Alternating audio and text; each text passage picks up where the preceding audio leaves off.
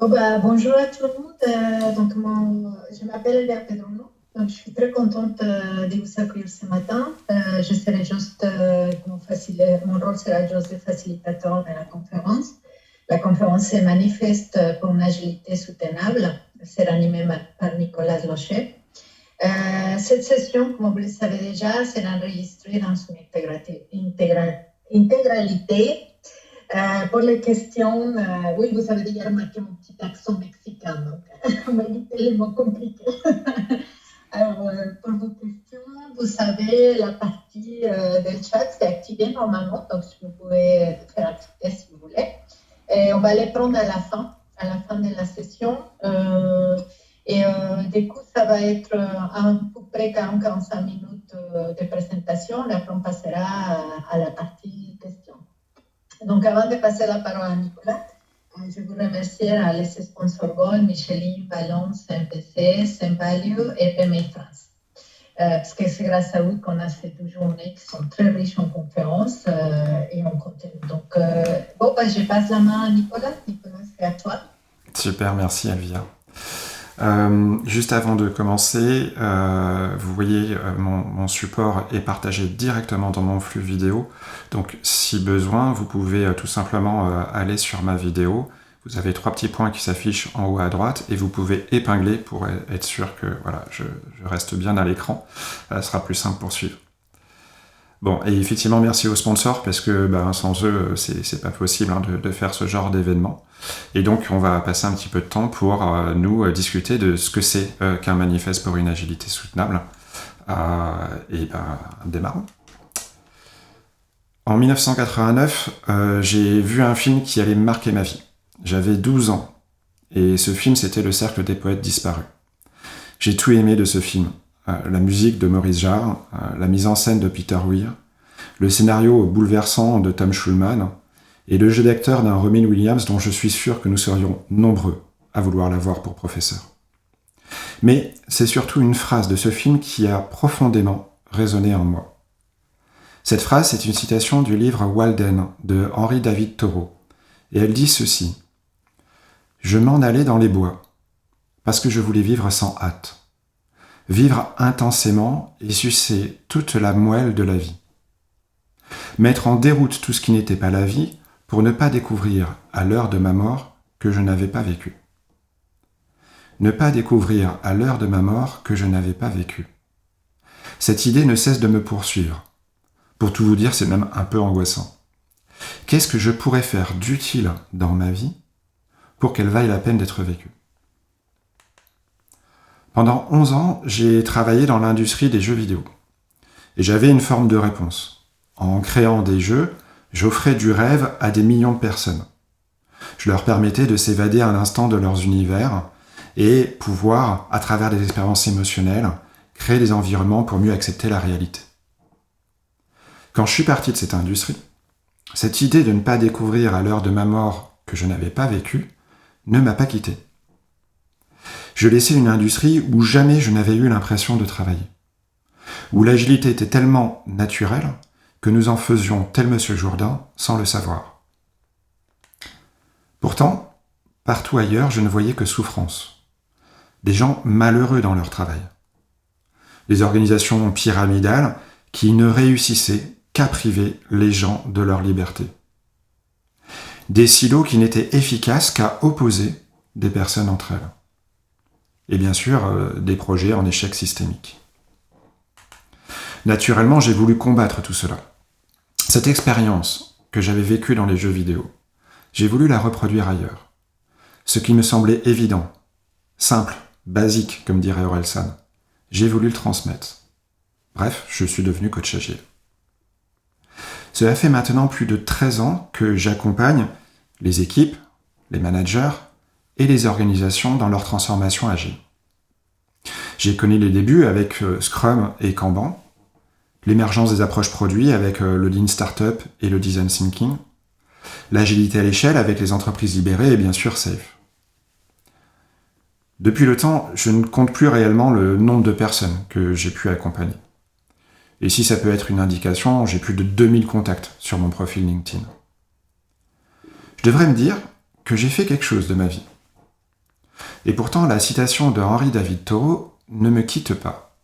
Et pourtant, aujourd'hui, je fais un métier qui n'a pas de sens. Cela peut surprendre. Aussi, laissez-moi vous expliquer. En tant que coach agile, il m'arrive d'être facturé par mon entreprise jusqu'à 1 850 € par jour, soit plus de 40 000 € par mois, pour accompagner des transformations agiles que personne ne suit. Les entreprises se bousculent pour se transformer avec une folie pire que celle d'une promotion de Nutella par Intermarché.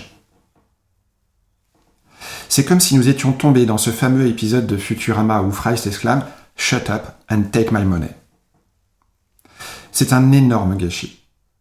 40 000 € par mois, 400 000 € par an, pour des transformations agiles qui ne font qu'échouer les unes après les autres. Et nous sommes légion. Alors si vraiment vous voulez jeter votre argent par les fenêtres, je peux directement vous donner le numéro de mon compte en banque. Ça vous fera gagner du temps et on évitera les intermédiaires. Parce qu'on est bien d'accord, hein. J'aimerais bien, mais je suis très loin de gagner 400 000 € par an. En octobre 2020, j'avais déjà réalisé une conférence qui portait les prémices de celle-ci. On m'avait demandé de parler du futur de l'agilité. J'y avais mis beaucoup d'énergie, de conviction, de passion, et je n'ai pas été écouté. J'ai appris depuis que dans l'édition, parler du futur dans le titre d'un livre était le meilleur moyen d'avoir un échec. Que tous les livres qui étaient sortis avec un titre pareil n'avaient pas fonctionné. Sûrement, ça doit être la raison. Mais plus sérieusement, qu'est-ce qui fait que nous ne sommes pas écoutés ? Qu'est-ce qui fait que nous ne voulons pas voir les choses ? Et que plutôt que de les entendre, nous nous enfermons dans un déni pire que celui du film Don't Look Up. Je pense que cela a à voir à notre vision du monde. Et si on en croit un modèle de développement humain tel que celui proposé par la spirale dynamique, nos représentations du monde évoluent certes, mais de manière graduelle, progressive. Il est impossible pour quelqu'un qui verrait le monde comme un monde de la loi du plus fort, de comprendre une vision holistique où l'on peut se sacrifier au bénéfice du plus grand nombre. Pour cela, il faut d'abord passer par les étapes intermédiaires, du respect de la hiérarchie, de la culture de la compétition ou de l'entraide communautaire. Aussi, aujourd'hui, je ne prétends pas tous vous convaincre. Mais je veux essayer de vous faire progresser d'une étape, faire grandir votre représentation du monde. Face au changement, nous ne serons jamais directement mass market.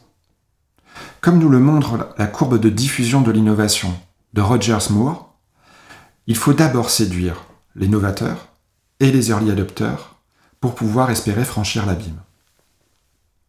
Alors si à l'issue de cette conférence, ne serait-ce que 2,5% d'entre vous veulent me suivre, j'aurai tout de même gagné mon pari et j'aurai fait quelque chose d'utile qui vaille la peine d'être vécu. Et donc, pourquoi est-ce que les transformations agiles échouent ? Quand on y réfléchit, la raison de l'échec des transformations agiles est évidente. Je pense même que c'est un véritable secret de Polichinelle. Alors, je veux bien vous le dire, mais il faut que vous me promettiez une chose, c'est de ne pas le répéter. Promis, hein. Levez la main droite et dites « je le jure ». Non, parce que, faut pas déconner, si vous le répétez, moi, je n'ai plus de boulot.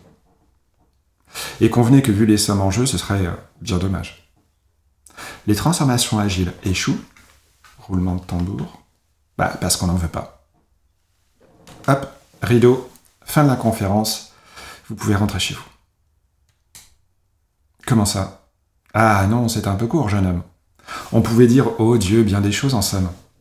Et d'abord, est-ce bien vrai que nous ne voulons pas de ces transformations ? Posons-nous la question un instant. En tant que patron, je ne veux pas d'une transformation agile afin d'être compétitif. Je veux une baguette magique afin de gagner plein d'argent.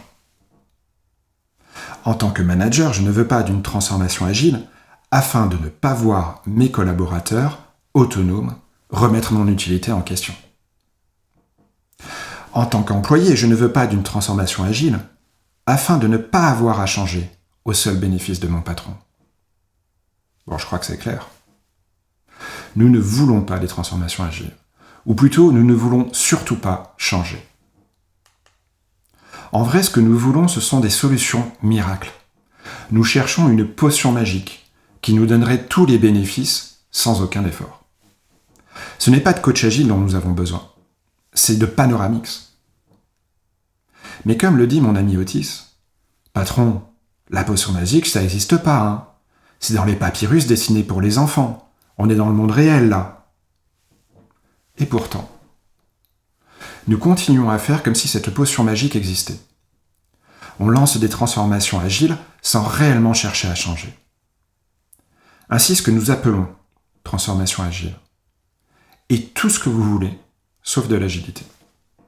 Et il n'y a donc rien de surprenant à ce qu'elles échouent et que nous n'arrêtions pas de prédire la mort de l'agilité. Cela ne date pas d'hier d'ailleurs. En 2014, j'écrivais dans un article « Depuis quelque temps, je constate une prolifération d'articles à charge sur l'agilité. On y discute de la pertinence du terme agile, de son galvaudage, de son rôle de paravent pour couvrir des pratiques approximatives. J'aurais tout aussi bien pu l'écrire aujourd'hui. Alors pourquoi est-ce que nous persistons à faire semblant ? Je me souviens qu'à mes débuts, un ami coach agile présentait le backlog comme une liste au Père Noël à prioriser. Un de ses clients lui avait répondu « Il y a longtemps que je ne crois plus au Père Noël. » Et pourtant, il semble bien que nous y croyons encore tous. Et donc, qu'est-ce qui fait que nous persistons à espérer que nous allons trouver la solution miracle ? Scrum ne marche pas ? C'est pas grave, essayons Kanban. Kanban ne fonctionne pas non plus ? Ajoutons du DevOps. Ça ne marche toujours pas ? Passons à l'agilité à l'échelle. Rien n'a changé ? Virons le coach agile. Bah oui, parce qu'il faut bien le reconnaître, à la fin, c'est toujours de la faute du coach agile. La question, c'est pourquoi est-ce que nous voulons à tout prix tout savoir à l'avance ? Pourquoi est-ce que de tout temps, l'homme a cherché à prédire l'avenir ? Dans les temps anciens, nous pourrions arguer du fait que c'était par manque de connaissances. Parce que tout ce que nous ne comprenons pas s'apparente au divin. Et dès lors, il est facile de croire qu'il puisse y avoir une forme de réponse absolue. Mais en 2010, dans un monde moderne, pourquoi est-ce que tout le monde avait les yeux rivés sur Paul Le Poulpe afin de prédire les résultats des matchs de la Coupe du Monde de football ? La réponse est assez simple, et en même temps un peu pénible. Ben oui, parce que cela tient au fonctionnement même de notre cerveau. Et du coup, cela va être un peu difficile de s'en affranchir. Alors je vous rassure, j'ai prévu aucune séance de lobotomie pendant cette conférence. De toute façon, il faut bien le reconnaître, vous êtes à distance, c'était pas très pratique. Et donc, nous cherchons à prédire parce que notre cerveau aime ça. Parce que c'est la manière même dont il fonctionne. C'est ce que l'on appelle le cerveau prédictif, ou cerveau bayésien. Contrairement à ce que nous avons longtemps cru, le cerveau n'est pas un cerveau réactif, mais prédictif. Il élabore en permanence des hypothèses, basées sur notre expérience personnelle et notre histoire évolutive. C'est-à-dire nos cartes mentales qui illustrent notre représentation du monde et la façon dont notre cerveau s'est sculpté en fonction de notre évolution. Un cerveau bayésien, c'est donc un cerveau subjectif. Un cerveau qui a l'intuition qu'un modèle est plus adapté qu'un autre, qui, face à une situation donnée, prend des décisions différentes en fonction de nos expériences. C'est tout ce que vous voulez sauf un fonctionnement rationnel. Et il faut bien comprendre que nous adorons faire des prédictions. Des études ont montré que lorsque nous faisons une prédiction juste, de la dopamine est libérée dans notre cerveau, ce qui nous procure une sensation agréable. Prédire nous fait du bien. Prédire nous fait du bien parce qu'en réalité, c'est un mécanisme de défense. Bien anticiper les choses nous permet d'éviter le danger. C'est un comportement naturel de préservation. Mais la réalité, c'est qu'il est utopique de vouloir tout prédire. La vérité, c'est que le changement est inévitable. Et je vais vous le démontrer. C'est simple. Et pour cela, je n'ai besoin que de ce post-it. Ce simple post-it que je déchire devant vous. Je peux le déchirer en deux, ou même en plusieurs morceaux. Plus je le déchire, et plus je vais vers le désordre, plus je génère de changements. Ce post-it, c'est comme une métaphore de notre univers. Je peux en faire une boule, le réduire le plus possible, comme si je devais revenir à l'instant premier, au moment du Big Bang. Mais la réalité, c'est que notre univers ne se contracte pas, qu'il n'est pas possible de revenir en arrière. Il est en expansion infinie. Il va vers toujours plus de complexité. Le changement est inévitable, que nous le voulions ou non. D'ailleurs, faites-moi plaisir. Ne changez pas. D'ici la fin de cette conférence, ne changez pas. Cessez de bouger, de respirer. Faites cesser également les mouvements imperceptibles de votre corps. La circulation du sang dans vos veines. Faites cesser également la division des cellules et même toute pensée nouvelle que mes propos pourraient faire émerger en vous. Alors évidemment, si vous y réussissez, vous seriez mort. Parce que il faut bien reconnaître que l'absence de changement, c'est bien la mort. Quelqu'un aurait envie d'essayer ? Ça va ? Vous êtes convaincu que le changement est inévitable ? La réalité, c'est bien que les choses changent et que nous ne pouvons pas l'anticiper. C'est que ce post-it, qu'on le veuille ou non, ne sera jamais plus entier. Ou pas. Ok, il y a un truc. Je ne suis pas magicien. Je peux tenter de vous divertir, de vous donner l'illusion d'une réalité qui serait faite de solutions miracles. Mais la vérité, c'est qu'elle n'existe pas. Et c'est une vérité qu'il est essentiel d'accepter. Le problème, au fond, n'est pas tant de vouloir anticiper que de croire que nos prédictions seront toujours justes. Nous pourrions penser qu'avec le temps, nous avons appris à ne pas faire confiance à nos prédictions. Mais pour le cerveau, il y a deux réactions possibles face à une erreur de prédiction. La première option, ce serait de modifier notre modèle de prédiction et dans le cas de ce post-it, d'accepter que la magie existe. La seconde, si nous sommes convaincus de la justesse de notre modèle, ce serait de chercher à changer le monde de manière à ce qu'il se conforme à nos prédictions. Pour ce post-it, ce serait chercher le truc, l'élément que notre cerveau n'aurait pas vu et qui ferait qu'un post-it déchiré reste bien déchiré et ne puisse réellement pas se reconstituer. La première option nous demande de changer, pas la seconde. Vous devinez laquelle nous allons avoir tendance à privilégier. Alors changer peut faire peur, mais je voudrais introduire ici une idée pour vous rendre les choses plus faciles. Un modèle prédictif, c'est un modèle de croyance. Des croyances sur la manière dont les choses vont se passer. Mais un modèle prédictif, ça n'est pas un modèle de valeurs. Et c'est une nuance essentielle. Vos valeurs, ce sont les raisons pour lesquelles vous faites les choses. Vos croyances, c'est la manière dont vous les faites. Ainsi, il est tout à fait possible de modifier vos croyances sans toucher à vos valeurs. Bien sûr, parfois ce seront vos valeurs qui auront besoin d'évoluer, mais le plus souvent, il vous suffira de changer vos croyances, d'expérimenter quelque chose de nouveau, et de vérifier si c'est bien conforme avec vos valeurs, et de vous ajuster. Ça vous rappelle quelque chose ?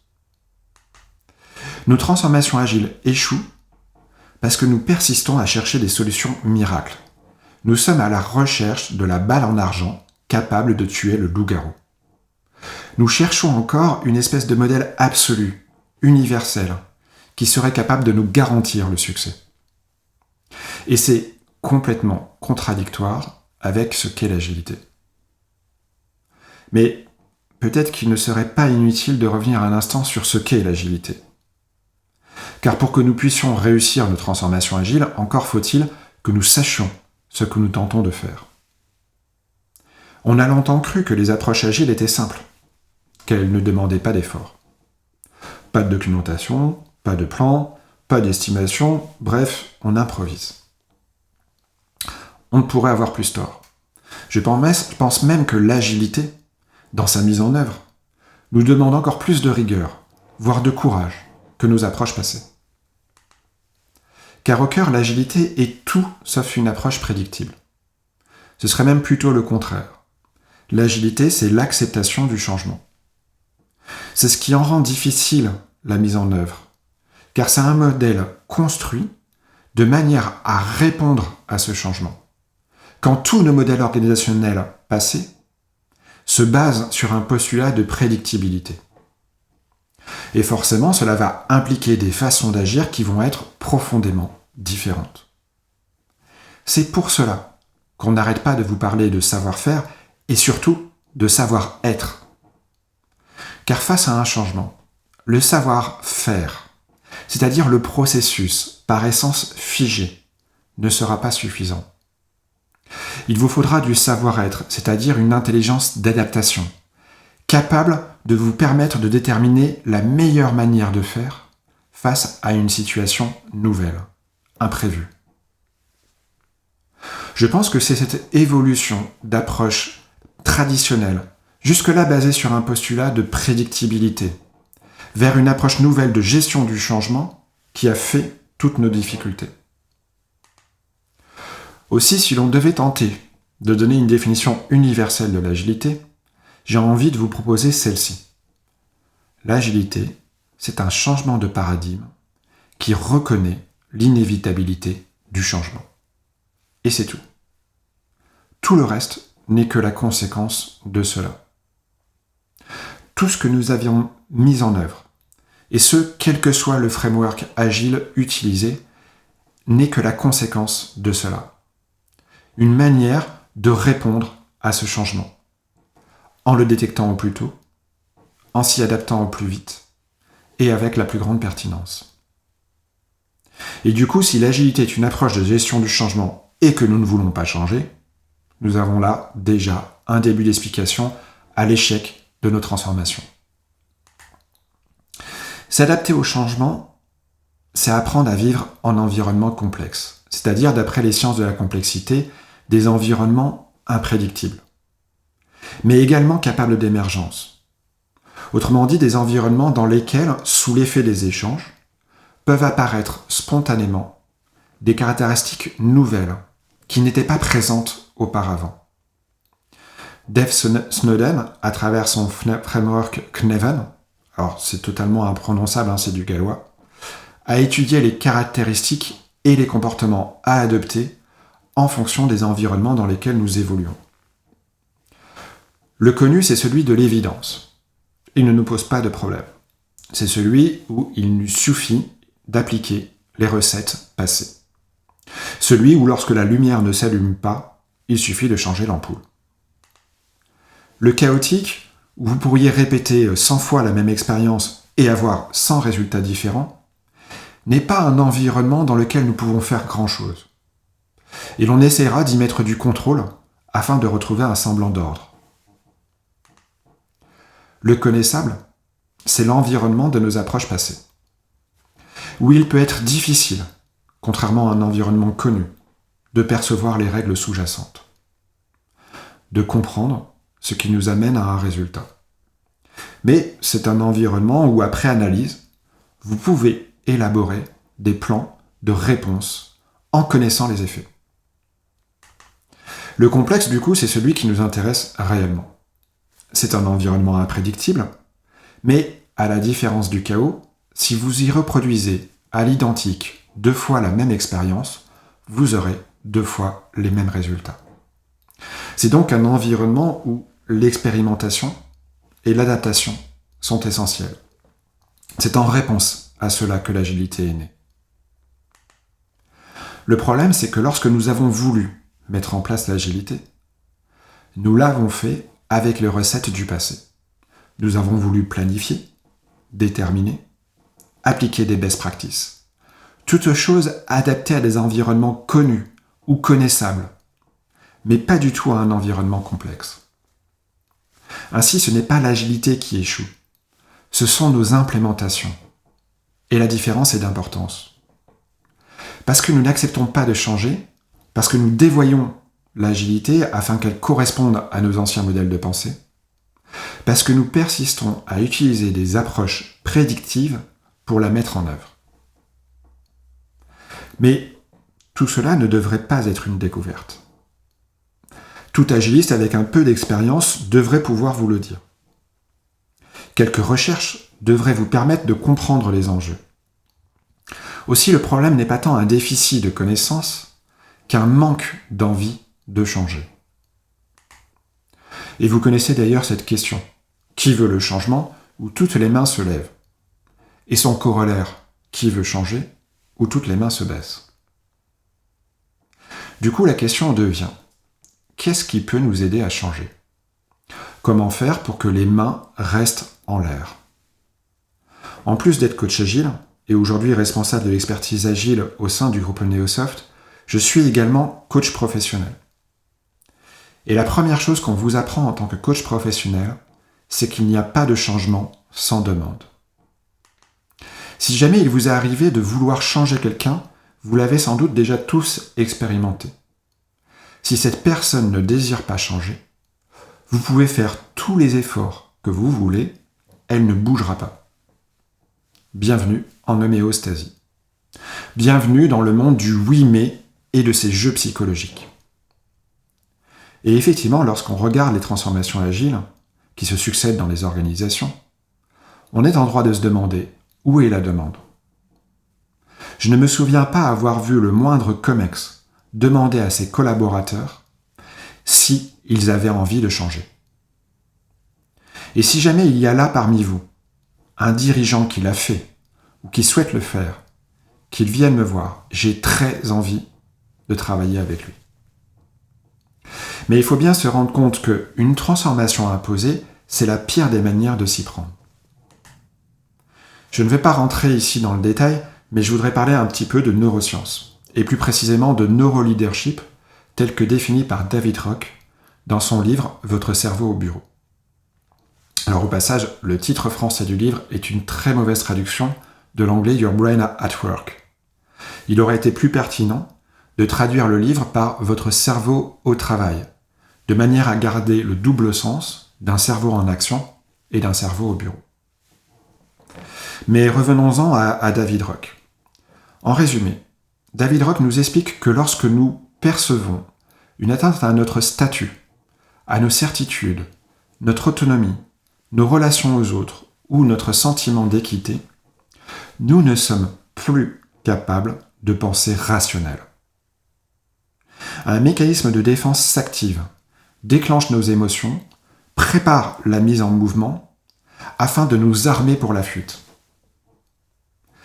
Et le problème, c'est que c'est très subjectif tout ça. Ce que je perçois comme une remise en cause de mon statut, mes certitudes, mon autonomie, mes relations aux autres, ou encore ce que j'éprouve comme un manque d'équité, est très différent de ce que peut ressentir mon voisin.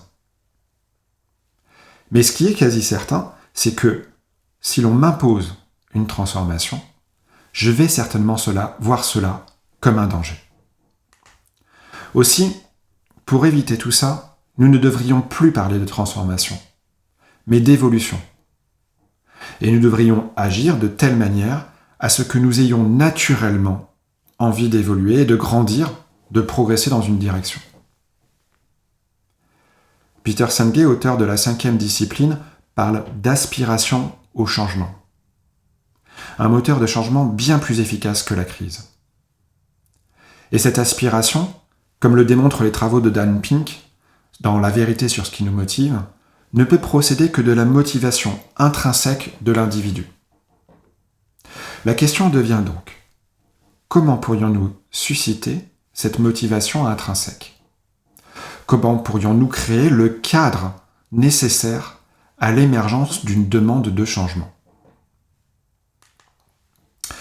Je ne reviendrai pas sur l'intégralité des travaux de Dan Pink. mais je veux rappeler les 3 ressorts essentiels de la motivation intrinsèque.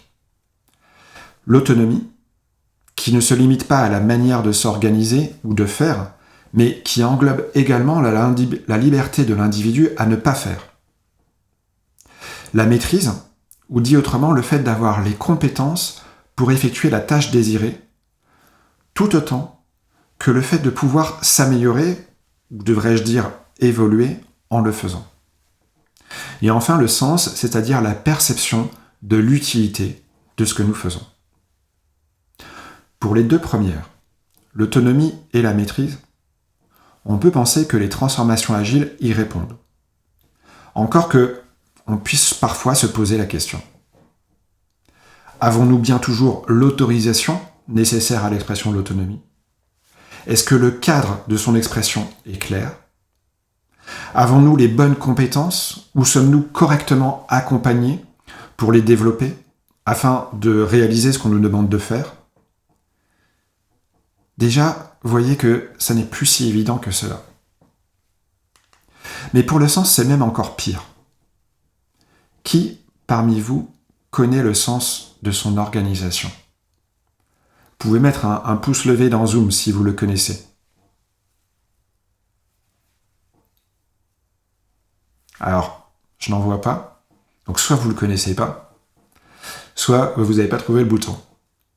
Maintenant, pour ceux qui penseraient peut-être le connaître, je vois qu'on a une main levée, mettez une bouche ouverte dans Zoom si jamais le sens de votre organisation, c'est du style être le premier sur son marché ou faire plus de X millions d'euros de chiffre d'affaires.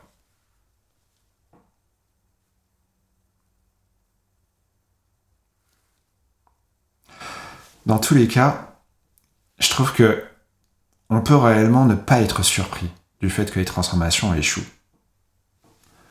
Voyez, nous n'avons pas de sens. Et désolé si je vous l'apprends, mais faire 1 milliard de chiffre d'affaires, ça n'est pas un sens.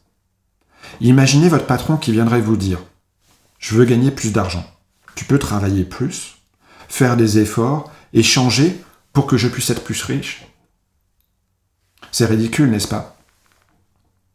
C'est pourtant exactement le message que les organisations envoient lorsqu'elles affichent un sens de cet ordre. Amgen est un laboratoire pharmaceutique dont le modèle a été étudié dans le livre Tribal Leadership de Dave Logan & Co. Et quand on leur demande de définir avec qui est-ce qu'ils sont en compétition, bizarrement, ils hésitent. Si vous les pressez de répondre, ils finissent par vous dire « Je pense que nous sommes en compétition avec le cancer. » En compétition avec le cancer. Là, c'est un sens. Là, on parle enfin. C'est une cause pour laquelle vous êtes capable de vous engager. Et pourtant, les entreprises sont en déficit de sens. Les entreprises sont en déficit de sens et c'est bien dommage, car le sens est un facteur d'engagement et de performance des organisations. C'est d'ailleurs quelque chose qui a été démontré à travers de nombreuses études. Je ne retiendrai que celle de 2018, intitulée « Outcomes of Meaningful Work, a Meta-Analysis », qui, à travers l'analyse de 44 articles scientifiques sur plus de 23 000 participants, conclut que le sens a un impact clé sur de très nombreux indicateurs de performance des organisations. Autrement dit, les organisations qui ont du sens sont celles qui réussissent le mieux. Du coup, il est urgent de retrouver le sens.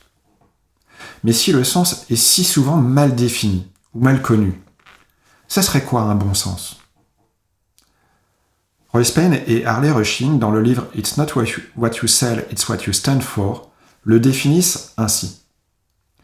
Qu'est-ce que le sens ? Dit simplement, c'est une déclaration définitive à propos de la différence que vous essayez de faire. Si vous avez un sens et que vous pouvez l'articuler avec clarté et passion, tout le reste est logique, tout devient fluide. Ce à quoi John Mackey et Rajendra Sisodia, dans Conscious Capitalism, ajoutent qu'un bon sens relève de l'une ou l'autre des 4 catégories suivantes.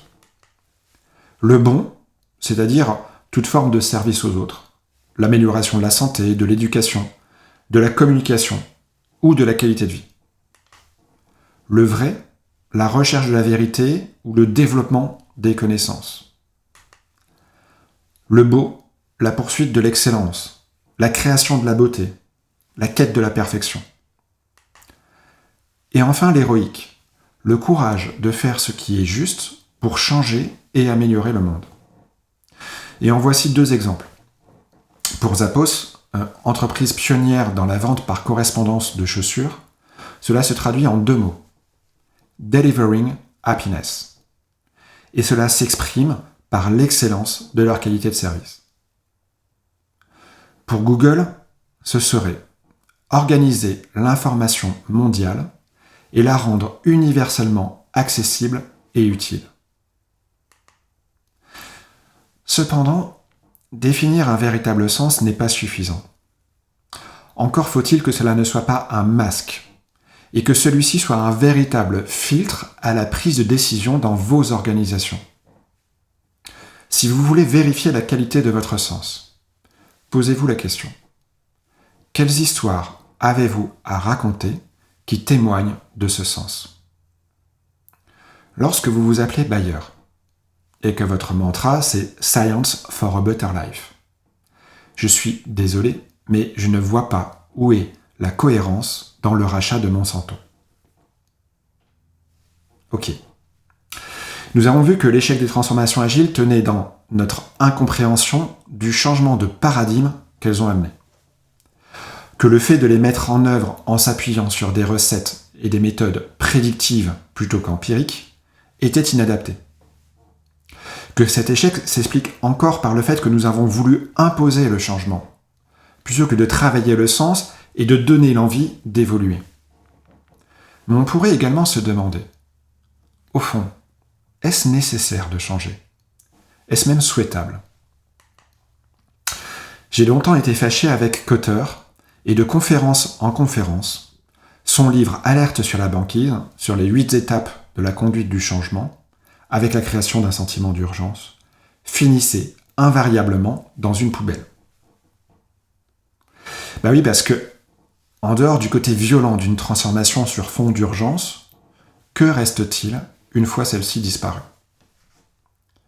Et puis, j'ai compris qu'encore une fois, Kotter faisait partie de ces innombrables victimes des raccourcis que nous avons tendance à faire.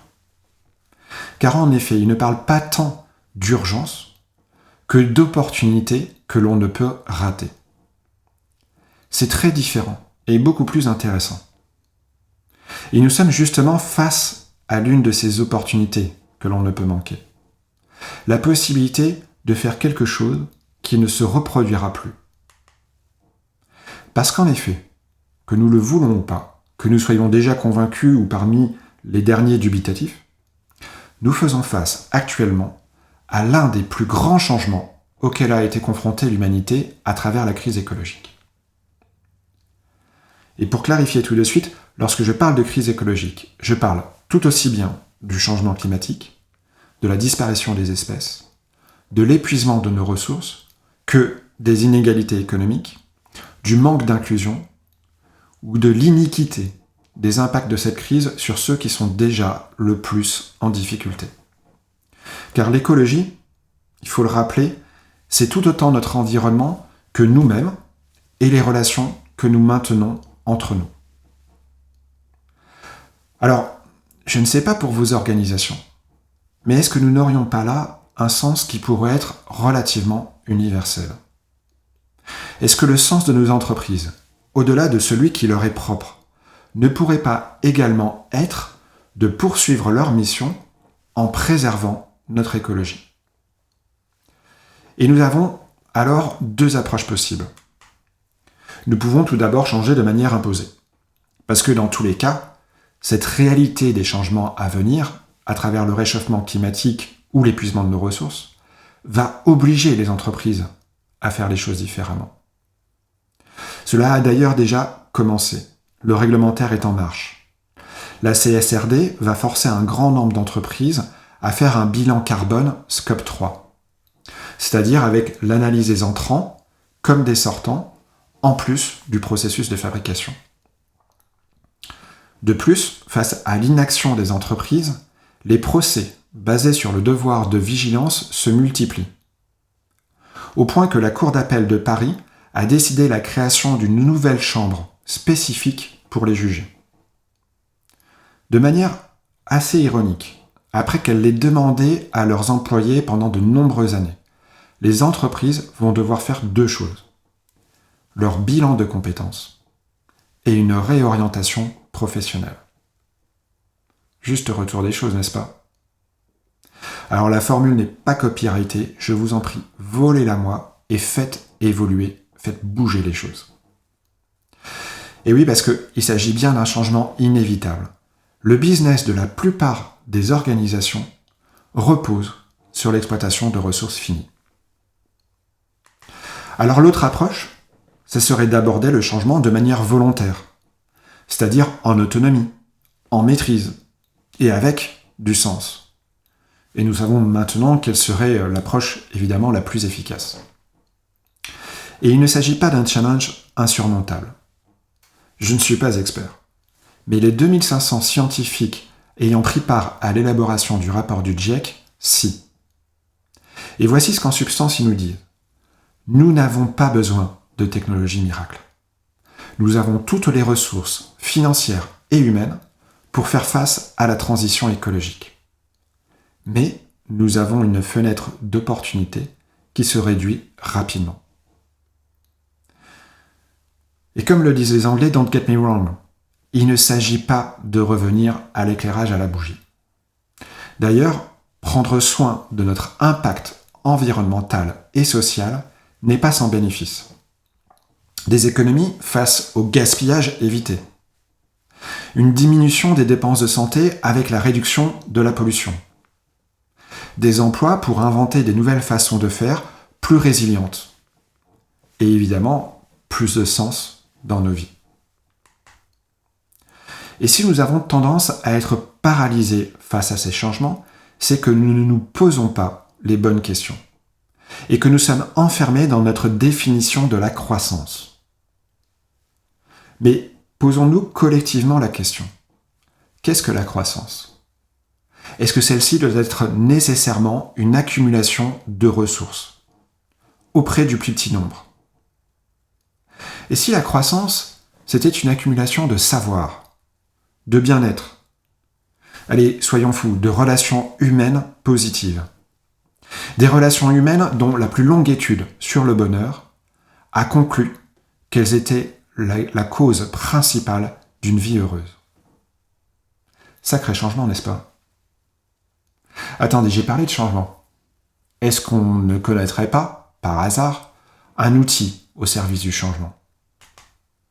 Et oui, l'agilité. L'agilité qui est pensée de manière à faciliter l'adaptation au changement. C'est une approche empirique, adaptée à la gestion de systèmes complexes. C'est surtout un changement de paradigme qui nous amène à penser différemment. C'est une approche collective qui vise l'efficience du système plus que celle de l'individu. Une démarche qui met la qualité comme élément non négociable.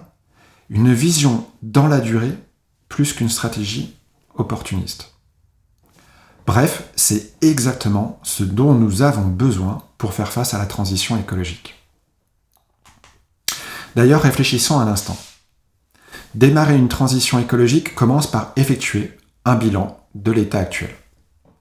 Vous pouvez notamment faire une analyse de cycle de vie pour déterminer toutes les étapes de création d'un produit, afin d'en établir le coût en équivalent carbone. Une fois cette cartographie faite, vous pouvez identifier les étapes les plus coûteuses et réfléchir à les optimiser, voire à en supprimer certaines. Ça vous rappelle rien ? C'est exactement la même approche lorsque vous faites un value stream mapping. Une démarche d'éco-conception. Avant que d'aller voir quel est le langage informatique qui serait le plus efficient, ça commence déjà par identifier ce que nous pourrions ne pas faire. Car il faut le rappeler, le produit le plus éco-conçu, c'est encore celui que nous ne réalisons pas. Et est-ce que nous n'aurions pas des approches dans l'agilité pour ne pas faire? Le Lean, ou encore le Lean Startup, ça vous dit quelque chose? Le Lean qui est une recherche permanente de gaspillage afin de les supprimer. Le Lean Startup et son MVP, qui n'est pas, comme trop de monde le pense, la première version du produit, mais le minimum que vous puissiez faire pour tester une hypothèse. C'est-à-dire, la plupart du temps, même pas un produit. Autre idée. Vous cherchez à prendre en compte l'impact écologique de votre produit. Pourquoi ne pas ajouter un critère d'estimation dans votre WSJF? Un critère IC, non pas pour intelligence collective, mais pour impact carbone. Vous voulez de l'inclusion? Est-ce que le mécanisme de voix silencieuse ou de météo personnelle ne sont pas des moyens d'avoir une meilleure acceptation des idées de chacun? Nous pourrions ainsi revisiter l'ensemble de nos pratiques agiles pour en faire un formidable outil au service de la performance des entreprises. Une performance écologique. Ensemble, nous pourrions alors revisiter le manifeste agile et écrire un manifeste qui pourrait ressembler à cela.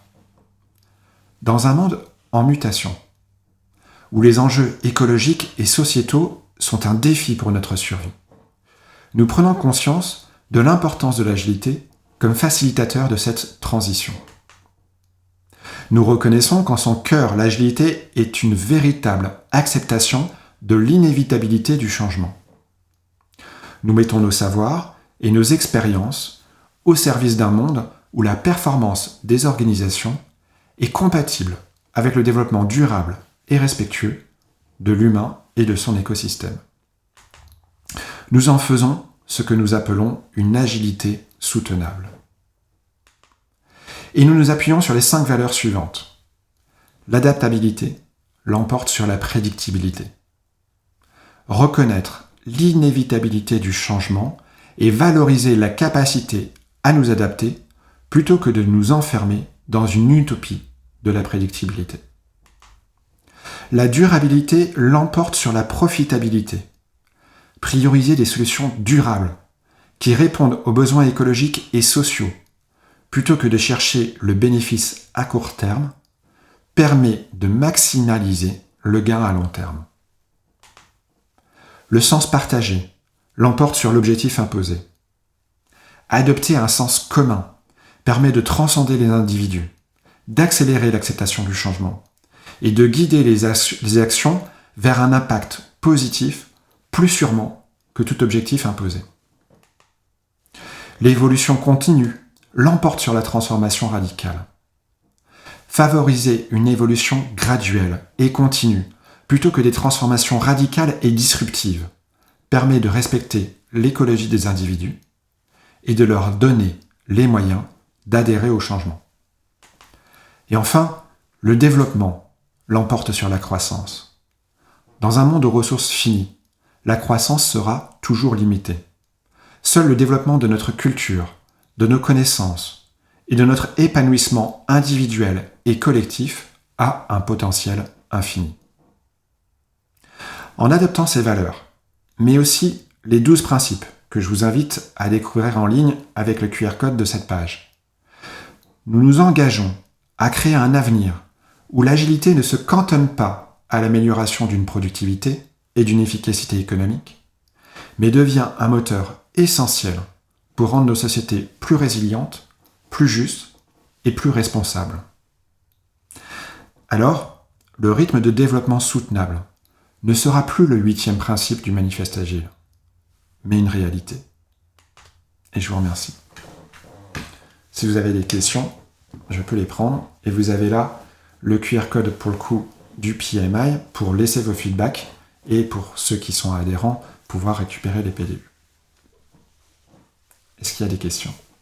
Merci beaucoup, Nicolas. Je ne vois pas les questions dans le chat. Je vous rappelle, c'est dans la petite icône Q&A, si vous en avez.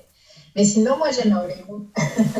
Parce que c'était hyper intéressant. Merci beaucoup. C'était vraiment Merci. très clair. J'ai adoré le format. as parlé quelque chose de super important de la partie dans laquelle les entreprises, parfois, ils ont peut-être une manière de communiquer l'essence qui est peut-être pas les meilleures. Oui. Et je pense que c'est pour ça que la plupart de nous n'avons pas dit qu'on connaît l'essence, parce que souvent, ça parle de profit, ça parle d'argent. Totalement. Et d'ailleurs, c'est ce qui génère beaucoup de frustration vers les gens, parce qu'on se dit, on va vers quoi? Et du coup, les manifestes que tu nous as présentés à la fin, oui. qui ont agi soutenable, si à un moment donné, le chef de projet fait partie d'une organisation dans laquelle il n'y a pas cette clarté sur cet objectif soutenable, comment il peut faire pour essayer de l'appliquer, pour essayer d'avoir ces principes dans son projet, cette agilité soutenable, si à un moment donné, ça peut presque faire à l'encontre des messages généraux. Ouais. Du coup, je vais juste remettre ces slides auparavant. Parce qu'il y a bien dans les valeurs d'une agilité soutenable le sens partagé qui va être supérieur à l'objectif imposé. Et il faut voir deux choses, c'est-à-dire qu'en fait les organisations, quand elles se créent pour deux raisons. De plus en plus aujourd'hui, et heureusement, elles se créent par conviction, avec des gens qui ont envie de changer le monde. En termes de sens, on est dans un sens héroïque. Si certains d'entre vous regardent par exemple l'émission Qui veut être mon associé, on a beaucoup de jeunes qui viennent pitcher avec cette envie-là. Mais on a aussi des entreprises qui se sont construites au départ parce que des gens ont identifié une opportunité business. C'est elles qui vont avoir le plus de difficultés parce que du coup, il n'y avait pas réellement de sens, il y avait juste une opportunité de faire de l'argent. Et là, souvent on se rend compte que quand elles grandissent, à un moment donné, les choses fonctionnent plus très bien dans l'entreprise. Les gens ne sont pas alignés, ça n'arrive pas bien à avancer, et c'est parce que justement ce sens est absent. Donc, la première des choses, c'est de reconnaître l'importance de l'exprimer. Et ça se travaille, c'est-à-dire qu'on peut organiser des ateliers dans l'organisation, alors évidemment, il faut remonter jusqu'au niveau des COMEX, de l'entreprise, pour pouvoir aider à faire émerger ce sens. En termes d'accompagnement, ça veut dire aussi que les coachs agiles ont besoin d'intervenir avec des mandats forts. Si vous ne pouvez pas le faire à l'échelle du COMEX de l'organisation, vous pouvez tenter de le faire peut-être à l'échelle d'un département. Et déjà à l'échelle d'un département, je l'ai encore fait il n'y a pas très longtemps avec une équipe qui travaillait sur SAP, définir son sens, ça peut nous aider à nous engager et à voir quelle est l'utilité de ce que nous faisons. Et puis vous pouvez le faire à l'échelle d'une équipe. Et quand on le fait comme ça, on le travaille dans les organisations, alors idéalement à l'échelle d'entreprise, mais pourquoi pas à l'échelle d'une équipe ou d'un département, on va aller chercher des éléments de valeur, définir quelles sont les valeurs qui sont importantes, puisque on l'a vu après, tout ce qui est croyance, c'est la manière dont on le fait, ça peut évoluer. On questionne d'abord les valeurs individuelles, on les fait exprimer, on peut utiliser plein de mécanismes de voix silencieuse, de post-it, etc. pour récupérer tout ça. On fait converger, on peut utiliser des votes avec des bâtons, des votes à main levée, et on essaye comme ça de voir quels sont les éléments qui collectivement semblent s'aligner. Et puis, on continue à travailler ça de manière à trouver quelle peut être la manière simple d'exprimer notre sens. Je vous en ai donné 2-3 exemples. Si vous n'avez pas une phrase simple, si vous n'avez pas une phrase que vous pouvez retenir, il y a quelque chose qui ne fonctionne pas. Je pourrais vous partager un autre sens, par exemple, c'est Southwest Airlines. Et Southwest Airlines, c'est un sens que je connais par cœur parce qu'il exprime bien quelque chose qu'ils ont envie de faire. Ils disent « Nous sommes là pour connecter les gens au moment important de leur vie. » Et Southwest Airlines, c'est une compagnie aérienne qui fait des vols plutôt low cost. Donc ils vous disent « Nous sommes là pour connecter les gens au moment important de leur vie, à travers des vols, donc là ils vous disent comment, qui sont fiables, économiques et humains. » Et donc ils vous donnent les ressorts sur comment est-ce qu'ils vont exprimer tout ça. Il faut travailler ces éléments-là, parce que là, vous commencez à avoir des filtres qui vont vous permettre de prendre les actions dans l'organisation. Et si vous cherchez sur Internet, vous pourrez trouver un reportage, alors filmé à l'américaine, très larmoyant, sur Southwest Airlines, où il vous montre les histoires clients, les histoires des employés, sur la manière dont ils ont exprimé ces valeurs de fiabilité, d'humanité et le côté économique des choses pour permettre aux gens de se connecter au moment important de leur vie. Donc après, voilà, il faudrait rentrer plus dans le détail pour concrètement comment est-ce qu'on peut mettre en œuvre, mais c'est les grands principes. J'espère que ça répond un peu à ta question, Olivia. Oui, c'est très, très clair. S'il n'y a pas d'autres questions, on va arrêter là. Petit rappel, il y a les stands de les sponsors.